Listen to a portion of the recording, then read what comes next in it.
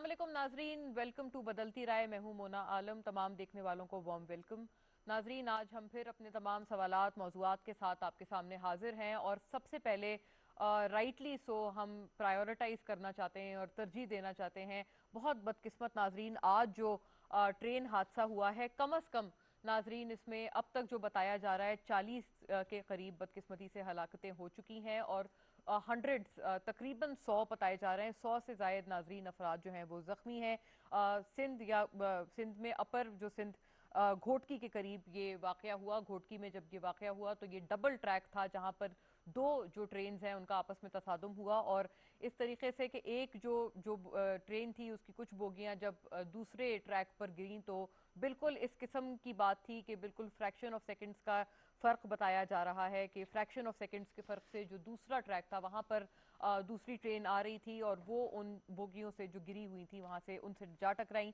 As we speak जैसे ही ये बिल्कुल लेट नाइट ये जब वाकया हुआ कल तो बल्कि आज तारीख के हिसाब से फौरी तौर पर जो रेस्क्यू ऑपरेशंस थे उनका आगाज हुआ। अभी भी as we speak army rangers इस रेस्क्यू ऑपरेशन को आगे बढ़ा रहे हैं। हेलीकॉप्टर्स वगैरह का भी इस्तेमाल किया गया है ताकि जो सर्वाइवर्स हैं उनको बचाया जा सके। जो हलाक हुए हुए लोग हैं या जो लाशें हैं उनको भी निकालने का जो अमल है वो जारी है। बहुत बदकिस्मत नाजरीन वाकया, लेकिन यकीनन ये पहले वन ऑफ इट्स काइंड वाकया नहीं है क्योंकि साल में या 1.5 साल बाद हर कुछ कुछ वक्तों बाद कुछ औकात बाद हम इस किस्म के वाकयात बिलखुसूस ट्रेन हादसात के हवाले से हम देखते आते हैं और ये बहुत बदकिस्मती की बात है। वजीर आजम इमरान खान ने भी इस पे जब ट्वीट किया तो उन्होंने कहा कि बाकायदा तौर पर इसमें जो जिम्मेदारान हैं उनके ऊपर रिस्पॉन्सिबिलिटी इस मरतबा फिक्स की जाएगी। उन्होंने अवाम को यकीन दिलाया और यकीनन जो लवायकीन हैं जो तमाम मुतासरीन हैं उनसे इजहार ताज़ियत भी किया। नाजरीन, इसी के साथ अपोजिशन के भी जो जितने लोग हैं या जो तमाम वॉइसेस जो जितनी भी हैं सोशल मीडिया पर या अदरवाइज भी, उन सब ने अपनी ताज़ियत इस हवाले से दी है और सब ने इसके ऊपर फौरी फौरी एक्शन मांगा है। देखने की बात नाजरीन ये है कि अब क्या चीज़ें आगे किस तरह से अनफोल्ड होती हैं। बड़े सारे इस पूरे वाकये के एंगल्स भी बताए जा रहे हैं और एक और चीज़ को नाजरीन मद्देनजर रखना चाहिए, बल्कि दो बातों को प्राइमरीली जो कि हम इस पहले सेगमेंट और पहले मौजू के तहत कवर करना चाह रहे हैं। पहली बात ये कि ज़्यादातर ये जो वाकयात इस किस्म के होते हैं वो इसी डिस्ट्रिक्ट में होते हैं, यानी कि अपर सिंध या सिंध के प्रोविंस में या फिर लोअर पार्ट्स ऑफ पंजाब। ये वाकयात ज़्यादातर यहीं पर क्यों रोनुमा होते हैं, एक ये बहुत बड़ा सवाल है। और दूसरा नाजरीन इसका जो एस्पेक्ट है वो ये है कि यकीनन अगर पे दर पे इस किस्म के वाकयात हैं तो वंस एंड फॉर ऑल इनकी रिस्पॉन्सिबिलिटी आया हम कब फिक्स करेंगे ताकि इतनी बड़ी नागहानी हमें ना उठानी पड़े बतौर कौम। ये भी इसका एक दूसरा एस्पेक्ट है जिसके ऊपर हम बात करेंगे। और पहले जो प्रोग्राम है उसमें आगाज में ही हम पहले बात कर लेते हैं। चेयरमैन रेलवेज हमारे साथ नाजरीन ऑनलाइन मौजूद हैं, हबीबुर रहमान गिलानी साहब, तो उनका पहले इस पे एक मौकफ ले लेते हैं, फिर हम बाकायदा अपने पैनल का भी रुख करेंगे ताकि हम इसके ऊपर मजीद जो डिस्कशन है वो आगे बढ़ाएं। अस्सलाम वालेकुम हबीबुर रहमान साहब, बहुत शुक्रिया आपने वक्त निकाला है। बहुत मुश्किल घड़ी है आपके लिए भी, यकीनन पूरे कौम के लिए। ये बताइएगा जो अभी इब्तदाई जांच है ये बता दें इसमें क्या चीज सामने आई है। लेकिन सबसे पहले तो हमें बेहद अफसोस है और तमाम पूरी रेलवे की जानिब से मैं इज़हार अफसोस भी करता हूँ और अल्लाह जो शहीद हुए हैं उनको मग़फ़िरत करे।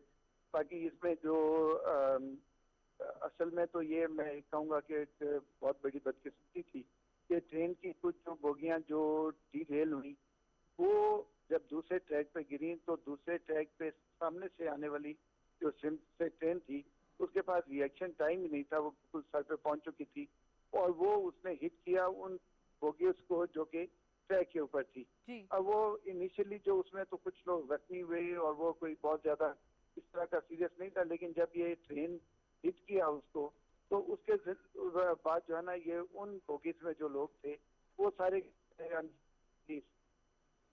अच्छा, इनिशियल जांच में कोई चीज अगर सामने आई हो इब्तदाई जांच में तो वो भी बताइएगा। क्या अभी आपको क्या लग रहा है, क्या इसबाब हुए हैं इस पूरे हादसे के? बहुत बदकिस्मत। में ये भी है कि ये सिर्फ वो लोग नहीं है कि जो कि वो ट्रेन के अंदर थे, हम्म। बल्कि कुछ लोग जो निकल के बाहर ट्रैक के ऊपर भी खड़े थे वो भी ट्रेन की जद में आ गए क्योंकि वो उनको भी पता नहीं चला कि भाई दूसरी सिम पे ट्रेन आ रही है। तो ये एक मैं कहूँगा बहुत ही बदकिस्मती हुई। लेकिन अब ये इसके ऊपर जो एक हमारे federal government inspector of railway जो कि एक इंडिपेंडेंट गेट 21 के ऑफिसर हैं, वो इसके ऊपर इंक्वायरी कर रहे हैं। और बज़ाहिर तो इसकी वजह ये लगती है कि जो उसमें जो ट्रेन के वहाँ से जब वो गुजरी है तो उसके कोई जो ट्रैक्स में इतनी वो नहीं था कि भाई वो उसको अगर वो कोई स्पीड में होगी तो उसकी वजह से वो उसका कुछ जो हैं जो पैसेंजर कोचेज हैं वो डीरेल हो गई। अब इसके ऊपर जो हमारे वफाकी मिनिस्टर साहब हैं वो खुद भी मौके पे गए हैं और अब ये वो हॉस्पिटल में हैं और इसकी पूरी वो खुद भी जांच पड़ताल कर रहे हैं। लेकिन ये मैं जरूर कहूँगा कि ये पोर्शन जो ट्रैक का है ये हमारा सबसे पुराना ट्रैक है। ये कोई 70-80 साल पुराना ट्रैक है और ट्रैक को बदलना एक बहुत ही महंगा और बहुत ही एक मुश्किल काम होता है। और इसके लिए जो है ना वो हमने मटेरियल और जो चेयरमैन फंड हैं साहब, ये वो इजाजत प्रोवाइड दीजिएगा, किए थे। हमने बल्कि ये भी इस हवाले से इत्तला सुनी है कि डीएस रेलवेज ने ये बात पिन पॉइंट की थी कि कुछ जगहों से ट्रैक को ठीक करना है और रिहेबिलिटेट करना है, जैसे कि आप खुद फरमा रहे हैं। ये बताइएगा, ये जो एक रेड फ्लैग रेज किया गया था अगर डीएस रेलवेज की तरफ से, तो उसके ऊपर क्या कुछ किया गया, काम हुआ कोई इदारे की तरफ से? जी जी बिल्कुल। ये क्योंकि जो ट्रैक की रिपेयर का काम है ये एक दिन का काम तो है नहीं, तो इसके ऊपर जो ही उन्होंने ये फ्लैग रेज किया तो फौरी तौर पे उनको जो इसेंशियल इक्विपमेंट्स हैं और जो इसेंशियल चीज़ें हैं वो उनको जो मटेरियल है, बैलेस्ट है, उसके स्लीपर्स हैं, रेल्स हैं और मैन पावर है, मशीनें हैं, उसको प्रोवाइड की गई थी। और उसके ऊपर कुछ चीज़ों के ऊपर तो उन्होंने काम शुरू कर दिया था। लेकिन ये टोटल 480 किलोमीटर का ये टोटल ट्रैक है और ये इसके तमाम के तमाम ट्रैक की जो है ये रिहेबिलिटेशन या इसकी रेनोवेशन होने वाली है। और आपके इल्म में है कि ये ML1 प्रोजेक्ट में जो लाहौर से लेके पेशावर तक तमाम जो ट्रैक है इसको पुराने वाले को खाड़ के तो नया ट्रैक बिछाना है। क्योंकि ये ट्रैक जो है ना ये अब अभी जो मॉडर्न जो तकाजे हैं उनकी उसके मुताबिक ये नहीं चल सकता। और मॉडर्न तकाजे क्या, इसके ऊपर तो जो पुरानी रेल भी चलती है तो वो भी बड़ा एक मुश्किल, हमारे रेलवे के जो लोग हैं वो बड़ी मेहनत करते हैं कि इसको ट्रैक को किसी तरह इस हालत में रखें कि इसके ऊपर जो सेफली चेयरमैन ट्रेन साहब, है एक वो आखिरी चलती रहे। सवाल का जवाब ये भी फरमा दें कि ये एक इम्प्रेशन भी है पब्लिक एट लार्ज में कि पै दर पै हम इस किस्म के वाकयात बिलखुसूस ट्रेन हादसात के हवाले से देखते हैं, कोई ऐसा सच एक्शन या कोई रिस्पॉन्सिबिलिटी फिक्स होना, क्योंकि आपको पता है वजीर आजम इमरान खान इस पे बहुत एक सख्त मौकफ रखते थे बतौर अपोजिशन लीडर, तो ये बार बार उनके ऊपर बात होती है कि अब जो ये ट्रेन हादसात हैं उन पै दर पै होने के बावजूद रिस्पॉन्सिबिलिटी फिक्स होती क्यों नजर नहीं आती, इसके ऊपर आप क्या रिस्पॉन्ड करेंगे? देखें ये जो बदकिस्मती से एक्सीडेंट हुआ है तो इसमें जो वफाकी वज़ीर हैं खुद मौके पे वो जाके और इसकी इंक्वायरी खुद भी कर रहे हैं। और एक जो हमारा कानूनी जो तरीक़ाकार है कि federal government inspector of railway जो कि एक इंडिपेंडेंट ऑफिसर है वो भी इसकी इंक्वायरी कर रहे हैं। और इसके अलावा हमने एक इंडिपेंडेंट इंक्वायरी के लिए भी जो इसका एक बोर्ड तश्कील दी है। और इंशाल्लाह जो भी जिम्मेदारान होंगे, लेकिन इसमें जिम्मेदारान को पहली ट्रेन की जो कुछ इसकी डिरेलमेंट की हद तक तो वो एक जिम्मेदारी जरूर है। लेकिन जो दूसरी है वो चीज़ वो तो एक बदकिस्मती का शिकार हुई कि उस ट्रेन के ड्राइवर को ये मोहलत ही नहीं मिली कि वो उसको देखता या नजर आता और वो उसको ट्रेन को अपनी को रोकता या स्लो। तो ये एक, लेकिन इसके तमाम जो एंगल्स हैं कि पहली ट्रेन क्यों डिरेल हुई, पहली और दूसरी ट्रेन और के हबीब दरमियान साहब, कोई तो मिसक्रिएंट का भी कोई किरदार हो सकता है कि कोई इस किस्म के अनासिर जो कि प्रोबेबली जानबूझ के किसी की तरफ से किया गया हो, या फिर ट्रैक्स के साथ कोई छेड़खानी की हो, कोई गड़बड़ की हो, इस किस्म की कोई चीज आप समझते हैं हो सकती है या आप रूल आउट करेंगे? ये क्योंकि जो ट्रैक है उस हिस्से में है जहाँ पे एक ये बहुत ही जो ये मेन रोड से हट के है, हम्म। तो इसको अभी बातिल नजर में कुछ कहना क्या ये ट्रैक में कोई अपना फॉल्ट था जो जिसकी रिपेयर होनी थी या कोई इसमें मिसक्रिएशन का कोई हो। लेकिन ये कुछ बिल्कुल कहा नहीं जा सकता जब तक इसकी इब्तदाई तफ्तीश ना हो जाए। और वो इंशाल्लाह 24 घंटे में उसकी जो इब्तदाई रिपोर्ट है तैयार होके वो मिनिस्टर साहब को पेश कर दी जाएगी।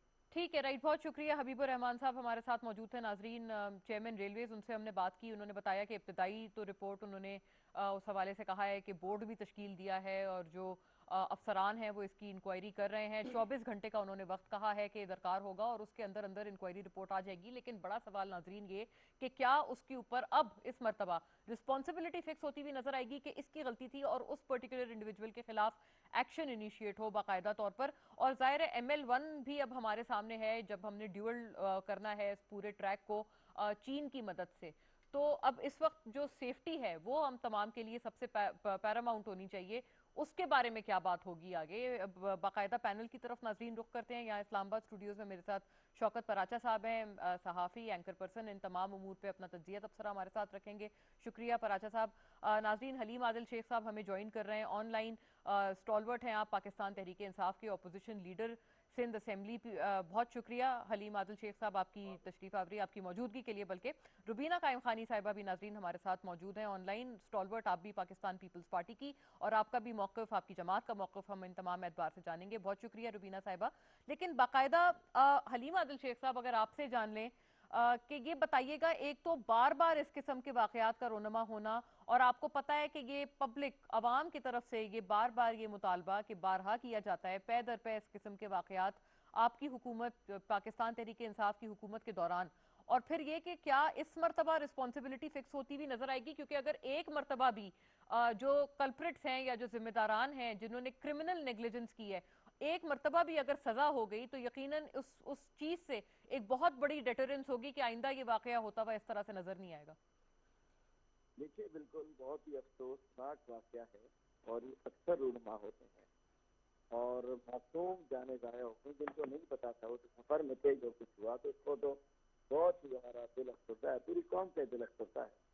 अब इसमें 3 एंगल्स हैं। मैं समझता हूँ कि इस वाकये के, एक तो ये है कि कोई क्रिमिनल नेग्लिजेंस है, कोई गलती है, कोई लापरवाही है।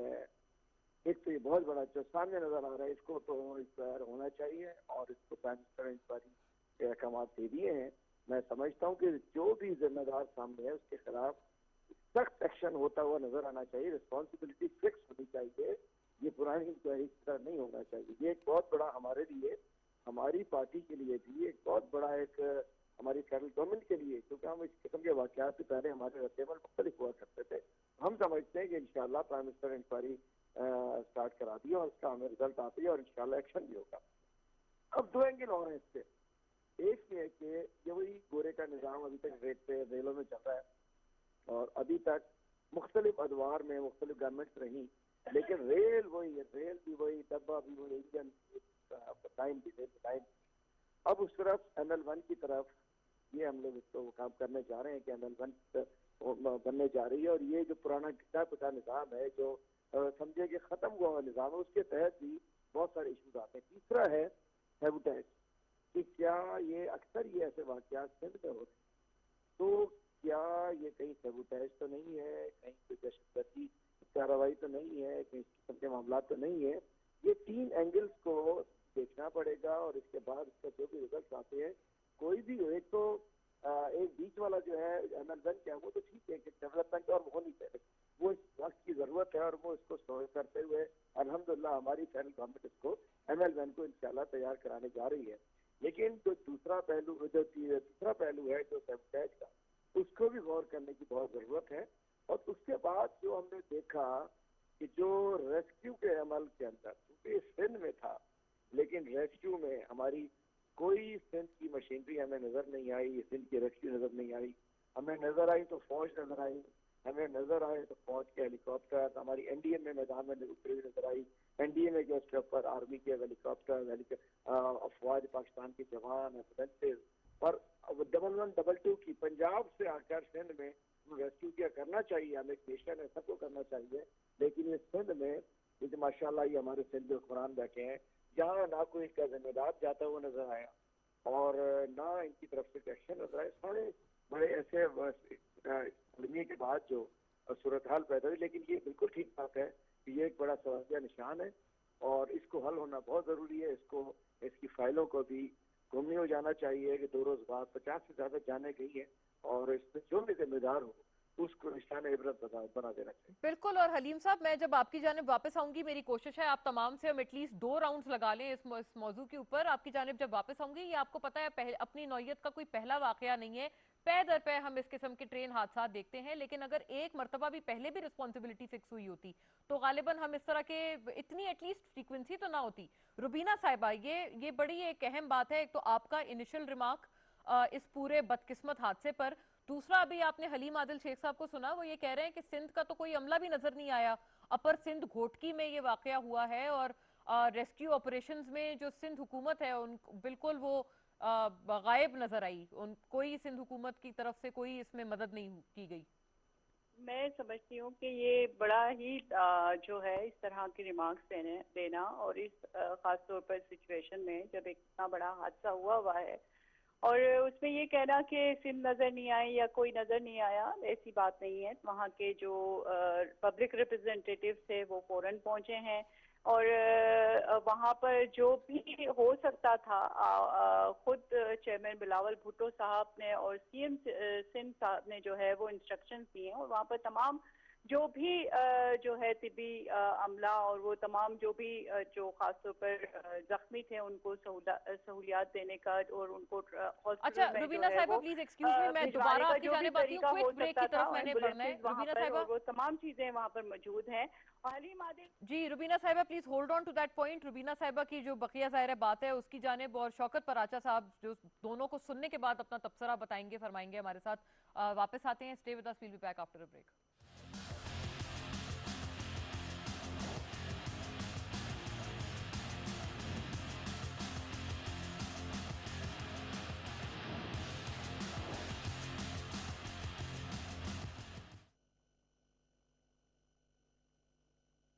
الله أكبر الله أكبر الله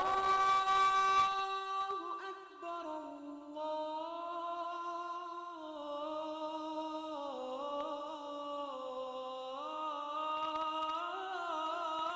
أكبر. أشهد أن لا إله إلا الله.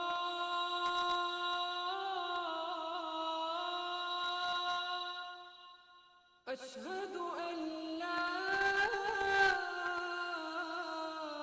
إله إلا الله. أشهد أن محمد رسول الله.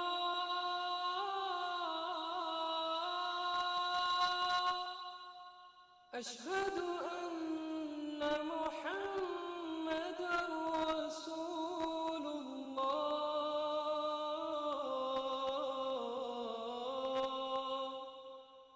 حي على الصلاة.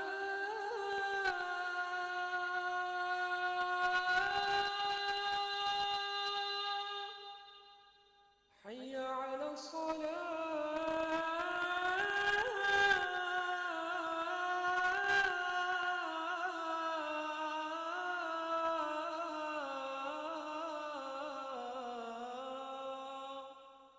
حي على الفلاح.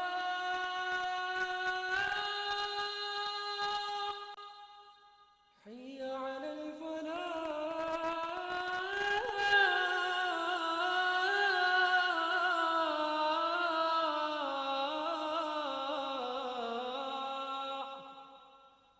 الله أكبر الله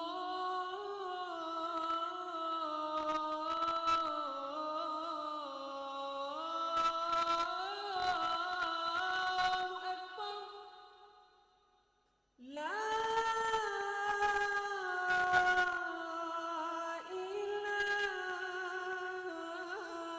إله إلا الله.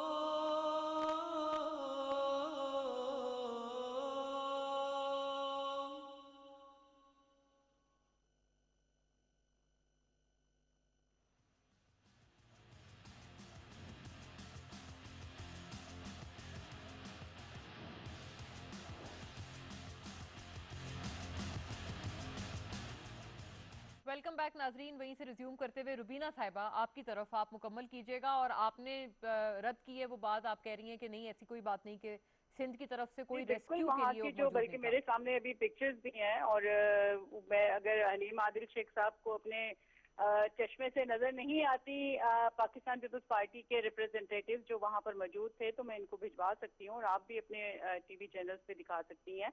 बाकी रही देखें इन्होंने जिस तरह की बातें की थी, आज ये 3 साल में दूसरा बड़ा हादसा है ट्रेन का।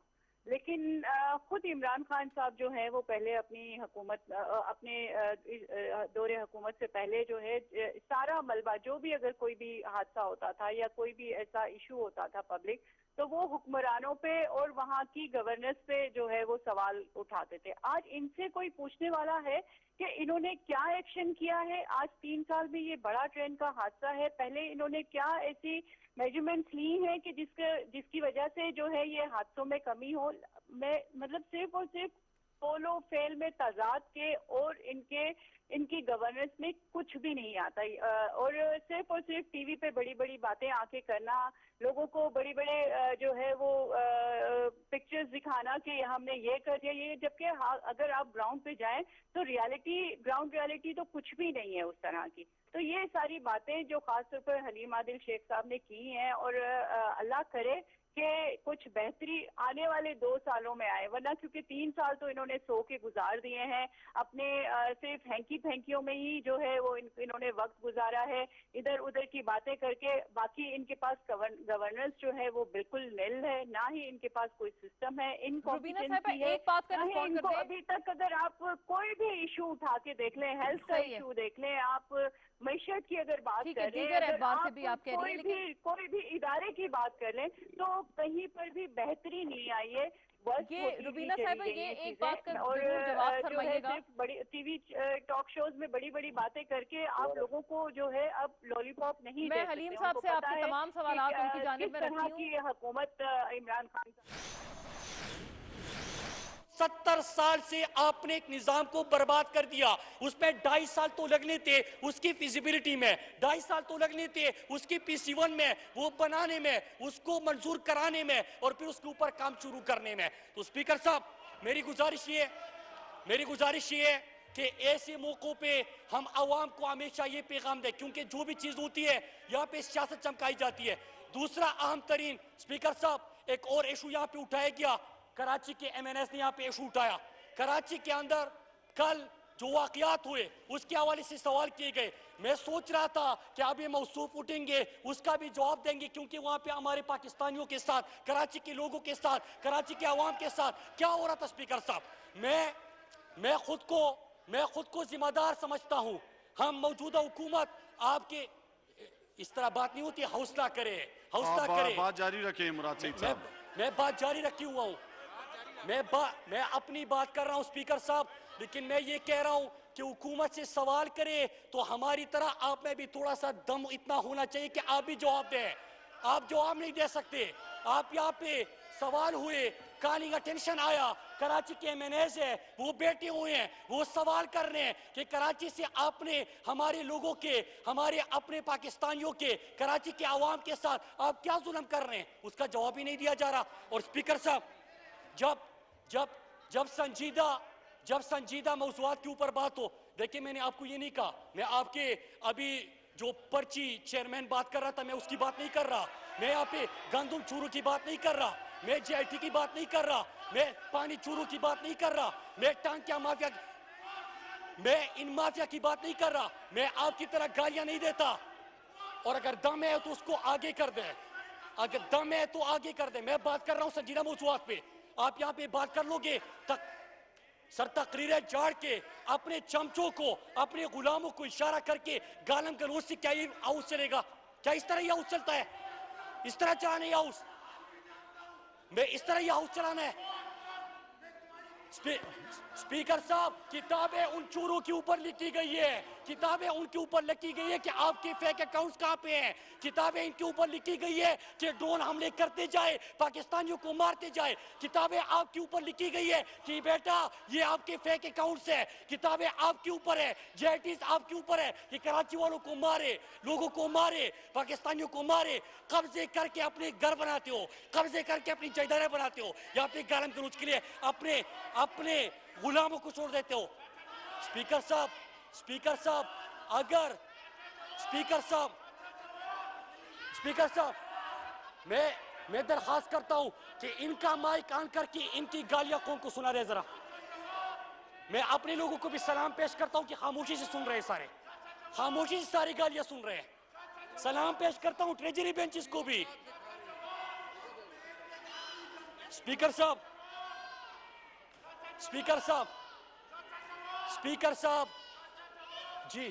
जी बात करें, माइक ऑन करें, क्या कहना है? मैं माइक में कह रहा हूं, सामने कह रहा हूं। सईद साहब जी, मुराद सईद साहब। स्पीकर साहब, स्पीकर साहब, मुराद सईद साहब बात।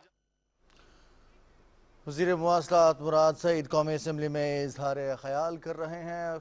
ईवान में गालम गलोच की जगह संजीदा मौज़ूआत पर बात करनी चाहिए, उन्होंने ख्यालात का इजहार किया। के ऊपर, एक्सीडेंट के ऊपर बात शुरू की।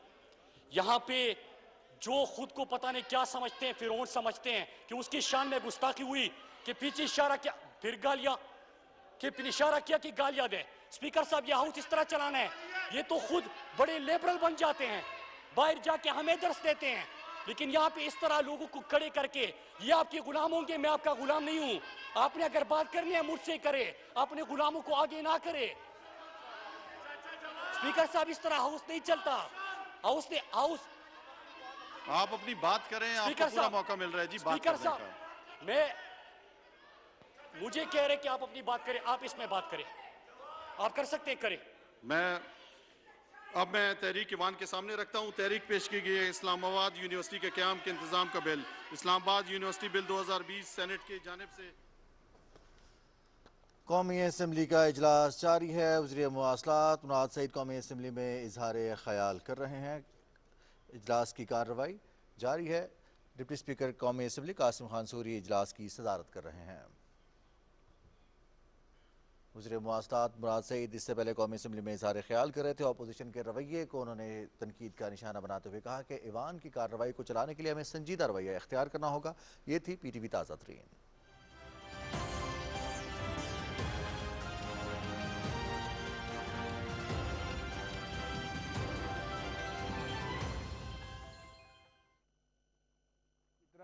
लोग दूसरे बचाए जा सकते थे, डिसास्टर इतना बड़ा ना होता। तो अराउंड 3 बजे का वक्त था रात के, जाहिर है उसमें, लेकिन ये ट्रेन के ड्राइवर का ये बयान आया, उन्होंने कहा मैं जाग रहा था, मैं उस वक्त बेदार नहीं, था। वो कह रहा है कि मैंने ब्रेक लगाई है इमरजेंसी, लेकिन जब ट्रेन आ रही है 120 पे आ रही है ट्रेन, वो ऐसे ही उसमें हो जाता है। ट्रैक के ऊपर जो ऑलरेडी बोसीदा है उस पे क्या एग्जैक्टली, लेकिन ये मैसेज कन्वे करना ये इम्पोर्टेंट था। जो ट्रेनें उसी ट्रैक से आती हैं, ये नहीं है कि कोई अबंडेंट ट्रैक है और जिसमें कभी कभार कोई ट्रेन आ रही है, नहीं, बाकी भी लाइन में ट्रेनें लगी हुई थी। तो बर वक्त अगर ये कम्युनिकेशन सिस्टम ही काम कर रहे, ट्रैक खराब था, आपके टेलीफोन तो खराब नहीं थे, आपका जो अपना एक रेलवे का अपना कम्युनिकेशन सिस्टम है वो तो काम कर रहा होता है। बात यह है कि पिछले जो आप बात कर रही हैं कि अगर पिछले हादसों के लिए किसी को सजा हो चुकी होती तो भाई आपकी ड्यूटी है, अगर आप नहीं कर सकते ड्यूटी तो घर चले जाएं, रिजाइन करेंगे, मुझसे रात को नहीं जागा जाता। लेकिन अगर आप ड्यूटी पे हैं और इतने लोगों की, एक बोगी में 700 बंदे थे, दूसरी बोगी में 550 बंदे थे, इतने लोगों की जिंदगी अगर आपके इस कम्युनिकेशन पे, आपके जागने पे, जिसकी आपको बाकायदा तनख्वाह मिलती है, उस पे फिर आप कहते हैं कि हम अपडेट कर रहे हैं। पिछली बार ख्वाजा साद रफीक कह रहे थे हमने 40 अरब रखा था, अभी आपने 18 अरब रुपए रखे इसी सिस्टम के लिए। तो बड़े बड़े दावे करना बड़ा आसान होता है, लेकिन आकर डिलीवर करना बड़ा मुश्किल होता है। और रेलवे जैसा जो निज़ाम है नाज़रीन, जो कि बहुत बेहतरीन होना चाहिए। आप अपने अकारिब में देखें, अपने गिरदो नवा में देखें, जितने जो हमारे ममालिक हमारे साथ के हैं, बांग्लादेश हो, भारत की आप मिसाल लें, बेहतरीन वहाँ पर रेलवे का सिस्टम। लेकिन पाकिस्तान में बदकिस्मती से जो तब का जो अंग्रेजों के बनाया हुआ भी जो रेलवे का सिस्टम है, उसको भी आपने सिर्फ उसको दोबारा रिहेबिलिटेट करना है या उसकी मेंटेनेंस आपने इंश्योर करनी है, तो वो भी अगर नहीं हो पा रही है तो ये बहुत बड़ा यकीनन नाजरीन सवालिया निशान है। पूरे सिस्टम के हवाले से ये बात की जा सकती है, जो कि यकीनन एक शदीद रिवैम्प मांगता है। हलीम आदिल शेख साहब गालिबन हमारे साथ इस वक्त हैं, अगर तो मैं उनसे रुबीना साहिबा का जो सवाल था मैं रखना चाहती थी, लेकिन मुझे बताया जा रहा है कि क्योंकि वो नहीं है तो अगले मौजू की तरफ नाज़रीन रुख करते हैं, जो कि बिल्कुल यकीनन उतना ही ज़रूरी है जितना कि हमने अभी जो अपने ऑन गोइंग मौजू पे जिस पे बात की है। पानी की नाजरीन किल्लत और ये मसला शदीद तरीन होता जा रहा है और हर गुजरते रोज़ के साथ शिद्दत इख्तियार करता जा रहा है। इरसा की रिपोर्ट के मुताबिक पंजाब और सिंध सिर्फ इन 2 सूबों के लिए 13% तक है जो वाटर शॉर्टेज है, उसकी जो शरह बताई जाती है वो हो चुकी है, जो कि अलार्मिंग है। वज़ीर आज़म इमरान खान खुद ये बात कर चुके हैं कि ये जो पानी की स्कार्सिटी का मसला है ये आने वाले दिनों में मजीद शिद्दत इख्तियार करेगा और इसके लिए ऑलरेडी सूबे लड़ रहे हैं। याद रहे नाजरीन, जो इस हवाले से रेलिवेंट मिनिस्टर हैं सूबा सिंध के सुहेल अनवर सियाल साहब, उन्होंने कुछ रोज पहले मुलाकात भी की थी वजीर आजम इमरान खान से। सिंध ये इल्जाम आयद कर रहा है पंजाब के ऊपर कि उनके हिस्से का पानी उनको नहीं मिल रहा। दूसरी तरफ पंजाब भी अपना बहुत एक दो टोक मौकफ रखता हुआ नजर आ रहा है कि इस किस्म की कोई बात नहीं है और जो सूबाई बुनियादों पर इस किस्म की जो डिस्टिंक्शन है वो ड्रॉ ना की जाए।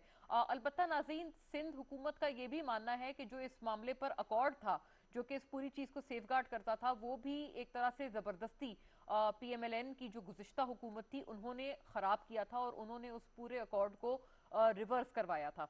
तो लिहाजा ये मौकफ, इसमें कितनी जान है या इसमें कितना वजन है, और आया ये जो मसला है ये मफामत से, आपसी सलाह मशवरे से क्या हल हो सकता है या नहीं हो सकता? CCI वगैरह ये इस तरह के फोरम हैं जहां पर हम सूबों के मुश्तरका मसाइल इस किस्म के हल कर सकते हैं, और बहुत ज़रूरी होता जा रहा है नाजरीन, बल्कि ज़रूरत वक्त है इस वक्त कि एक इजलास बिलखुसूस CCI वगैरह जैसे फोरम का बुलाया जाए और इन तमाम मसाइल का हल किया जाए। हमारे साथ ज़ाहिर है पैनल हमारा वही मौजूद है, रुबीना साहिबा भी हैं, शौकत पराचा साहब भी हैं, और हमें नाजरीन मोहम्मद मोहसिन लगारी साहब ने ज्वाइन किया है। मोहसिन खान लगारी इरिगेशन मिनिस्टर हैं सूबा पंजाब के। वेलकम ऑन बोर्ड मोहसिन लगारी साहब, शुक्रिया आपके वक्त के लिए। मैं आपकी तरफ रुख करना चाहती हूँ शॉर्टली, लेकिन पहले अगर मैं रुबीना साहिबा की बात सुन लूँ ताकि उनका व्यू या जो उनके शिकवे हैं, शिकायतें हैं, वो पहले आ जाएं हमारे पास, फिर आप उसको रिस्पॉन्ड कीजिएगा, क्योंकि बार बार पंजाब का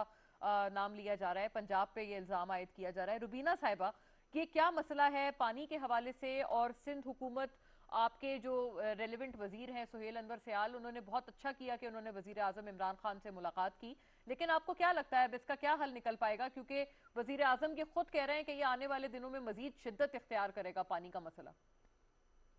बिल्कुल, देखें, अगर कोई चीज अगर आपके पास है ही थोड़ी मिकदार में, तो फिर उसके ऊपर बात की जाए कि ठीक है ओवरऑल एक इशू है, तो उसमें आई थिंक मैं ख्याल से जब सुबह को देने की बात आती है तो उसमें नहीं होता।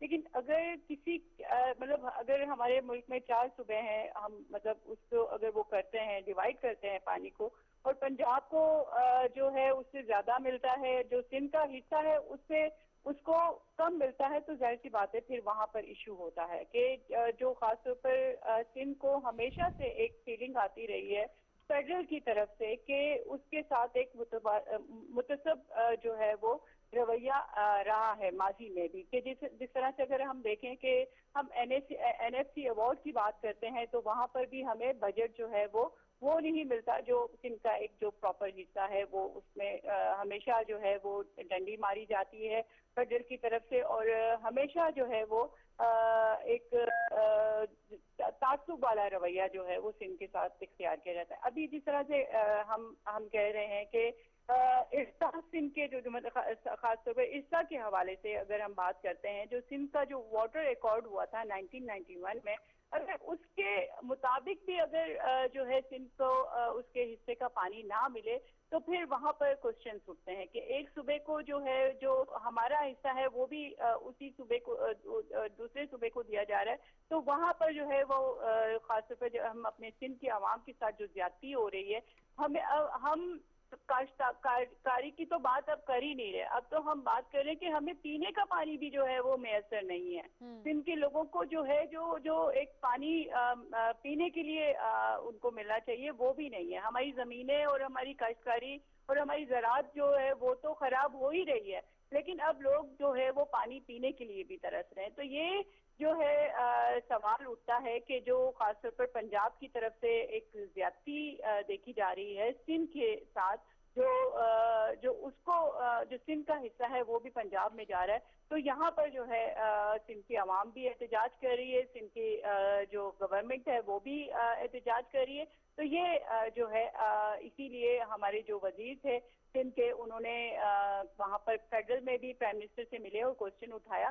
तो अल्लाह करे इमरान खान साहब जो है सिंध की आवाम के साथ इंसाफ करें, लेकिन जो हमें जो नजर आ रहा है वो फेडरल की तरफ से भी हमें इंसाफ मिलता हुआ नजर नहीं आ रहा, और वो एक जो मैं ये कहूँगी कि डिस्क्रिमिनेशन है वो नहीं होनी चाहिए। जो बराबर का हिस्सा जो सिंध का जो बनता है वो उसको मिलना चाहिए। जी बिल्कुल, डिस्क्रिमिनेशन तो किसी खैर मामले पर नहीं होनी चाहिए, और ये तो बिल्कुल जिंदगी का सवाल है। बिल्कुल मोहसिन लगारी साहब ज़ाहिर है रेलिवेंट इस पूरी चीज़ के मिनिस्टर हैं और वो इसके ऊपर आपको बेहतर रिस्पॉन्ड कर पाएंगे कि असल मामला क्या है। जी मोहसिन लगारी साहब, ज़रा रुबीना साहिबा को भी और हम तमाम को, नाजरीन को, सबको एक्सप्लेन कीजिएगा ये जो सिंध और पंजाब के दरमियान अब ये जो पानी के हवाले से ये जो फ्रेश तनाज़ा है, and not just water sir, इससे पहले हम देखते हैं ख्वाह वो गंदम का मामला हो, चीनी का मामला हो, ये दोनों सूबे आपस में एक दूसरे के ऊपर इल्जाम आयद करते हुए वैसे भी नजर आते हैं। तो ये पानी स्पेसिफिक हमें जरा बताएं, हमें एनलाइटन करें कि क्या मामला है और ये जो शिकायत की जा रही है सिंध की तरफ से बड़ी सीरियस नौयत की हैं। मुन्ना, पहले तो हम ये देखें कि सिंध के अंदर कितना काबिल काश रकबा है और पंजाब के अंदर कितना काबिल काश रकबा है। सिंध के अंदर तकरीबन जो है वहां पे 12.8 मोटा हिसाब करें तो 13 मिलियन एकड़ हैं और पंजाब के अंदर जो है तकरीबन 23 मिलियन एकड़ हैं। अब जो है 13 और 23 को जहन में रखिएगा, कौन सा नंबर कितना बड़ा है। तकरीबन पंजाब में तकरीबन 1.5 गुना से ज्यादा और 2 के करीब तकरीबन 2 गुना रकबा जेर काश्त है पंजाब के अंदर जितना कि सिंध के अंदर है। पंजाब की जो पानी की तकसीम होती है ये होती है हर 10-10 दिन के लिए, 10 डेली जिसको कहा जाता है।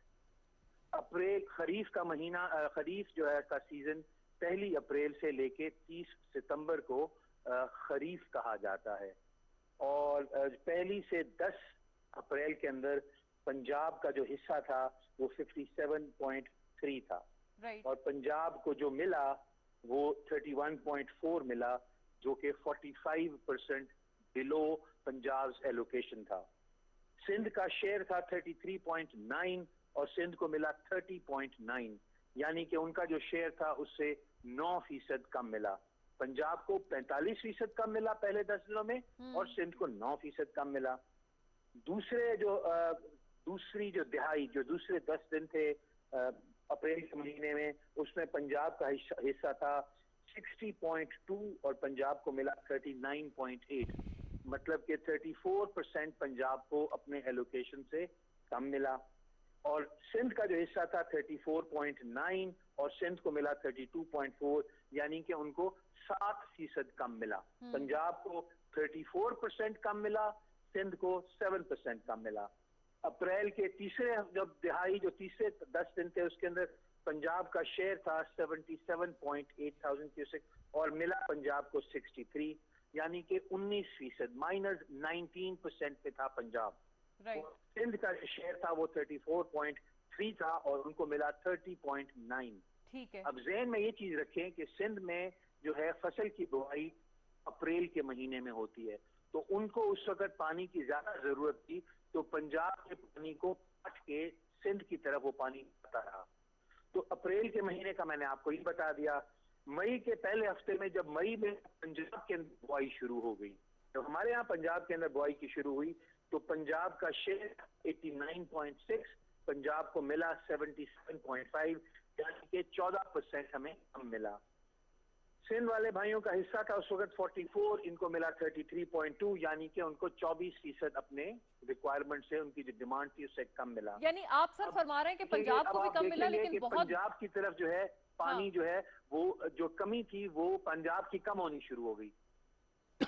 जी, यानी कि रिलेटिवली आपको जो पानी कम मिला है सिंध के मवाजने में वो बहुत ज्यादा है, उसकी परसेंटेज खासी ज्यादा है एज कम्पेयर टू जो सिंध के पास जो कम हुआ है। लेकिन सर इसका हल क्या है? इस कोई प्रेपोजिशन ये भी रखें, जो रेलेवेंट मिनिस्टर है सुहेल अनवर सयाल वो मिल चुके हैं वजीर आजम इमरान खान से, क्या आप यानी कि सूबा पंजाब और सूबा सिंध या एटलीस्ट योर गुड सेल्फ और आपके जो काउंटर पार्ट सिंध में है सुहेल अनवर सयाल, आपकी कोई बात हुई इस मामले पर कि आप मिलकर ये मसला हल कर लें? वज़ीर आज़म साहब ने बुलाया था, हमारी वहां पे ये बात हुई और वजीर आज़म साहब के सामने ये बात तय हुई कि पानी के फ्लोज को मॉनिटर करने के लिए गैर जानिबदार ऑब्जर्वर लगाए जाएंगे, न्यूट्रल अंपायर्स प्लेस किए जाएंगे उन क्रिटिकल जगहों के ऊपर जहां जहां से पानी गुजर के आता है। पंजाब में ये पानी दाखिल होता है जी मराला के मकाम पे और चश्मा के मकाम पे, और पंजाब से पानी निकलता है पंजनद से और तौसा से, और सिंध के अंदर एंटर करता है गुड्डू के मकाम पे और निकलता है कोटड़ी के मकाम पे। तो इन 6 जगहों के ऊपर गैर जानिबदार लोग लगाए जाएंगे जो कि हिसाब किताब रखेंगे कि कितना पानी आया और कितना पानी गया। वफाकी हुकूमत ने भी अपनी अपनी नामजदगी कर दी है उस टीम की जो जाके उन जगहों पे बैठेगी। पंजाब हुकूमत ने भी अपनी नामजदगी कर दी है जो इन जगहों पे बैठेगी। और ये कब तक सर, कब तक मुतवक्के है कि ये जो न्यूट्रल ऑब्जर्वर्स हैं ये बैठ जाएंगे और ये मॉनिटरिंग का सिलसिला शुरू हो जाएगा? अभी तो सिंध की जो टीम है उसका जो है सिंध हुकूमत की जो हमें नॉमिनेशन है उनका इंतजार है। अच्छा, अभी तक सिंध हुकूमत की नॉमिनेशन आ जाएंगी तो तभी ये तीनों देखिए ना ट्राईपार्टाइट होगा। एक सिंध का नुमाइंदा होगा, एक पंजाब का नुमाइंदा होगा और एक वफाक का नुमाइंदा होगा। तो उससे ये होगा कि एक दूसरे के ऊपर जो जरा एतमाद की कमी है वो दूर हो जाएगी। जब पानी होगा उसको नोट किया जाएगा कितना पानी कहाँ आ रहा है, कहाँ जा रहा है पानी। जी मोहसिन साहब, जाहिर है ये मेरी कोशिश है एक छोटा सा राउंड हम इस पे मजीद लगाएं, लेकिन शौकत पराचा साहब भी हैं, पहले उनसे इस पे हम तफसीली पूछ लें कि शौकत साहब आप बताइएगा ये जो न्यूट्रल ऑब्जर्वर्स का प्रेपोजिशन है, ये आपको लगता है ये मसले को हल करेगा और इरसा का इसमें क्या रोल हो सकता है या हो सकता था? देखिए, जिस किसान के खेत में पानी नहीं आ रहा ना, उसको कोई गर्द नहीं है कि इरसा क्या फैसला कर रहा है और न्यूट्रल एम्पायर वाकई न्यूट्रल है या बस ऐसे ही वो न्यूट्रल बना हुआ है। तो ये मसला बहुत ही संगीन है। यानी जितना बड़े मोहतरम है मोहसिन लगारी साहब भी और कायम खानी साहिबा भी, लेकिन इतना सेंसिटिव मामला है। मैं आपको बताऊं कि गांव में अगर किसी की फसल काट ली जाए तो वो मर्डर नहीं होता, पानी बंद किया जाए तो मर्डर हो जाता है। आप इससे अंदाजा लगाएं, ये आज भी पंजाब में यही हो रहा है। इसलिए जब ये कहा जाए कि इतने % था और इतने % नहीं था, इरसा की हद तक, ऑफिशियल्स की हद तक तो आप कह सकते हैं, लेकिन जहां पानी का पीने का पानी भी डिपेंड कर रहा है कि उस कैनाल में, उस राजवा में या उस नहर में पानी आएगा, तो उनके लिए ये बात समझने की नहीं और वो समझेंगे भी नहीं। तो मामले की इस संगीनी को सामने रखकर फैसला किया जाए। मैं आपको फिर कहता हूं, मैं बड़ी जिम्मेदारी से कह रहा हूं कि जो मुल्क का एक यूनिटी होती है उस पे ये सबसे बड़ा फैक्टर है। बिल्कुल बिल्कुल सबसे बड़ा फैक्टर है।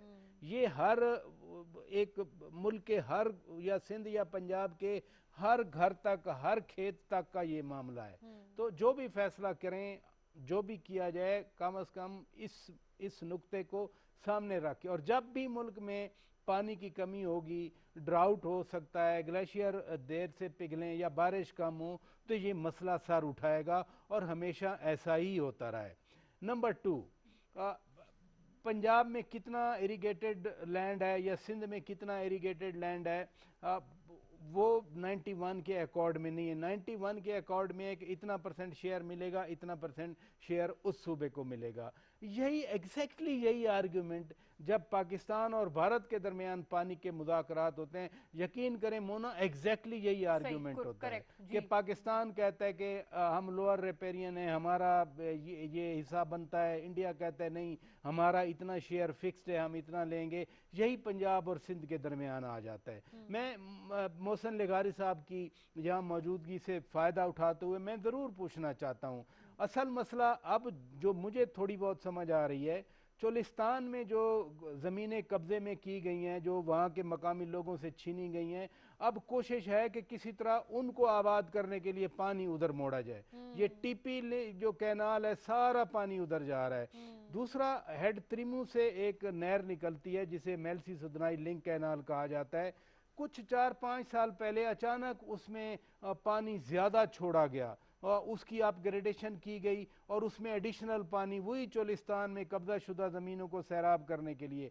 ये अगर आप इस तरह से ज़मीनें सैराब कराएंगे जो गैर कानूनी तौर पर कब्जे में ली गई हैं और चुप करके पानी छोड़े जाएंगे, तो ये फसाद बढ़ेगा, ये कम नहीं होगा।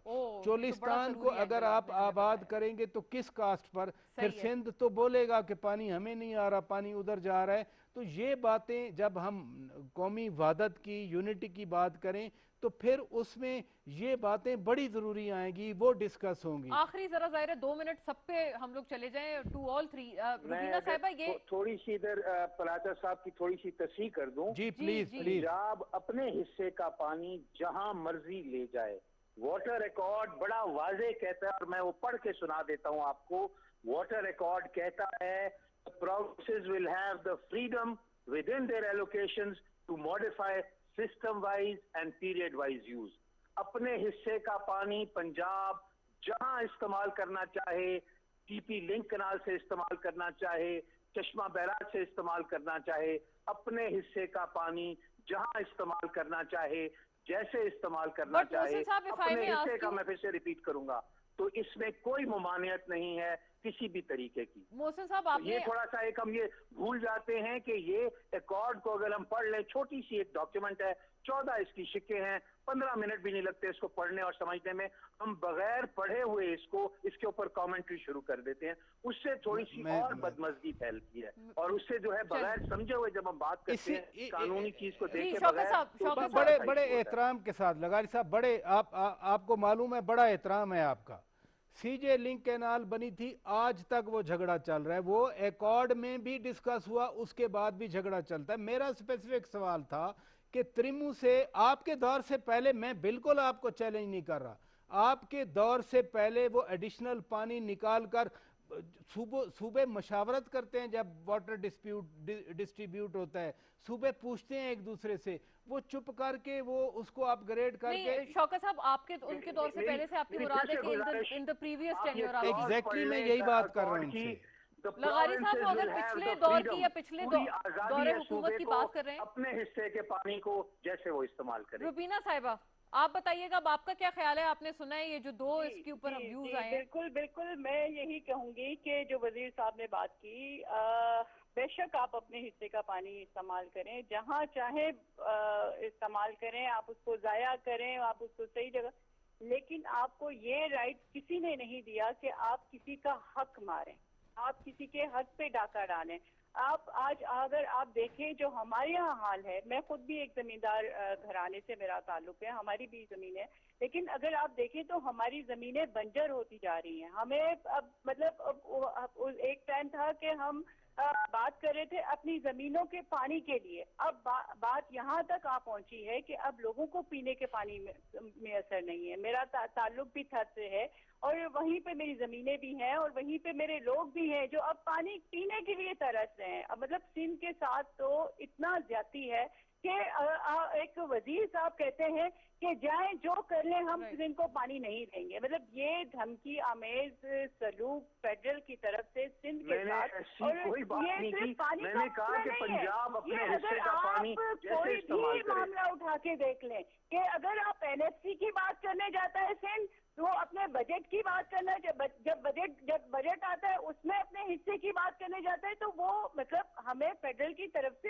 लेकिन एक सेकंड रुबीना साहिबा, एक क्लैरिटी हम चाहते हैं। अभी शौकत बराचा साहब ने फरमाया, उन्होंने कहा वो बात ही दरअसल पिछले टेन्योर की कर रहे थे, मैटर करती हैं और ये लोगों में तासुब फैलाती हैं। रुबीना साहिबा, अलाउ मी, इतनी क्लैरिटी आपसे जरूरी चाहिए।